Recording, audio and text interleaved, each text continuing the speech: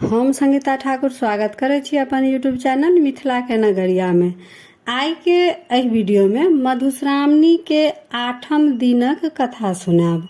8म दिनक कथा अछि गौरी के विवाहक बर बरियाती के वर्णन अछि एहि कथा में। तो अगर चैनल पर नया छी तो चैनल के सब्सक्राइब जरूर कर लेब, कियाकि एहि चैनल पर मिथिलांचल से जुड़ल हर पाबनि तिहार के जानकारी, धार्मिक कथा आ पूजा पाठ से जुड़ल उपाय भेटत। तो चलू आब 8म दिनक कथा सुनी। महादेव काशी में सप्त ऋषि के बजौलथि, ओ लोकनि तुरंत आबि गेला। वशिष्ठक संग हुनकर स्त्री अरुंधति सेहो एली। महादेव सबके विवाहक कथा लऽ कऽ हिमालय के ओतऽ पठौलनि। महादेव अनुरोध ऋषि लोकनि से सुनि कऽ हिमालय आ मैना के आंखि से नोर झरऽ लगलनि। ऋषि मुनि गौरी के आशीर्वाद देलखिन। अरुंधति मैना के महादेवक महिमा के गुणगान सेहो सुनेलखिन। कथा ठीक भऽ गेला के बाद विवाहक दिन ताकल गेल। विवाहक दिन फागुन मास चतुर्दशी ताकल गेल। सप्त ऋषि लोकनि प्रसन्न भऽ काशी घुरि एला आ महादेव के सब बात कहलकनि। महादेव प्रसन्न भऽ हुनका लोकनि के बरियाती चलबाक हकार दऽ देलकनि। महादेव कैलाश एला। देवता लोकनि निमंत्रण आ हकार देबाक भार नारद मुनि के देल गेल। महादेवक गण सब बरियाती जाय के तैयारी करऽ लागल। बर के सजावल जाय, हुनका गहना की देल जेतनि, जै छनि सैह हुनका गहना तकरे बढ़िया से सजायल जाय। माथ पर चंद्रमाक मुकुट, शरीर में सांपक गहना, जटा के झाड़ि कऽ नीक जकाँ बांधि देल गेलनि। नवका बाघंबर ओढ़ा देल गेलनि, किंतु एतबे श्रृंगार में महादेव परम सुंदर लागऽ लगला। 4म दिन महादेवक बरियाती हिमालय तक पहुँचल। हिमालय अपन कुटुम्ब संग बरियाती लोकनि के सत्कार में लागि गेला।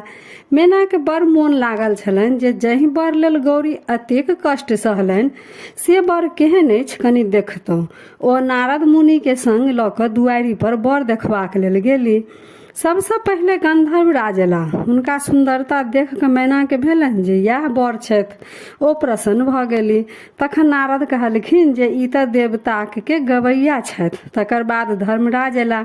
मैना के भेलनि ई बर छथि। मुदा नारद फेर कहलखिन जे ई तऽ धर्मराज छथि। महादेव तऽ हिनका लोकनि से बहुत सुंदर छथिन। अहिना क्रमशः सुंदर सुंदर देवता लोकनि अबैत गेला आ मैना सबके पहिने बरे बुझथिन। नारद सभक परिचय हुनका दैत गेलनि। मैना गौरी के भाग पर गर्व करऽ लगली। महादेव ई बात बुझि गेला। ओ किछ तमाशा करऽ चाहलखिन।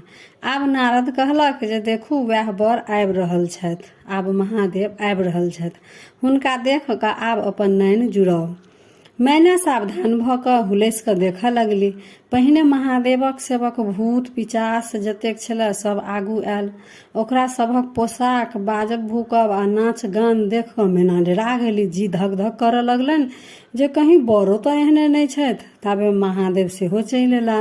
बसहा पर चढ़ल, 5 मुँह 3 आँखि, 10 गो हाथ, शरीर में छौर लेपने, कौड़ीक माला पहिरने, माथ पर चंद्रमा, एक हाथ में खप्पर, दोसर में भिक्षा पात्र, तेसर में पीनाक, 4म में तीर, 5म में त्रिशूल। अहिना कऽ कऽ सब हाथ हुनकर 10 हाथ भरल। ऊपर से ओ बाघंबर पहनने छलखिन। सौंसे शरीर सांप लटकल, आंखि मुन्ने थरथर कापैत। नारद कहलकनि यह छथि बर, यह छथि महादेव। ई देखते मैना तऽ बेहोश भऽ गेली। मैना कहि उठली, जिद्दी गौरी की केलहुँ, एहन बर संग कोना रहब, आ ओ बेहोश भऽ गेली। तऽ 8म दिनक कथा में यह रहा गौरी के विवाहक बर बरियाती के खाली वर्णन अछि। 9म दिन के कथा में मैना के मोह भंग केना हेतन आ गौरी विवाह के वर्णन अछि। तो 9म दिन के कथा आगा के वीडियो में भेटत। तो आई के वीडियो में बस यह रहा गौरी विवाहक बर बरियाती के वर्णन। तो वीडियो केहन लागल कमेंट जरूर करब आ नीक लागल तऽ लाइक शेयर सब्सक्राइब कऽ कऽ मैथिली भाषा के सपोर्ट जरूर करब। तो फेर उपस्थित होइ छी एकटा नया वीडियो के संग। ताबे तक जय मिथिला, जय मैथिली।